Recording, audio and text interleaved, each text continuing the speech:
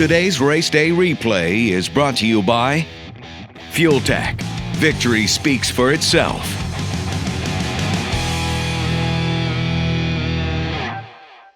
Very, very tricky with these GTRs. You have to make sure you get them lined up in the right spot. Otherwise, they, as I've been saying, dip, duck, dive, and dodge all the way down the racetrack.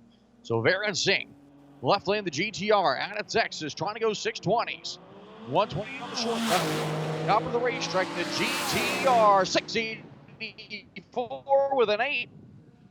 220.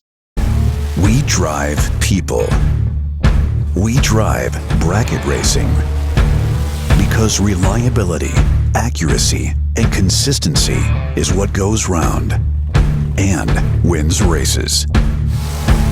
An all-in-one solution tailored to your application.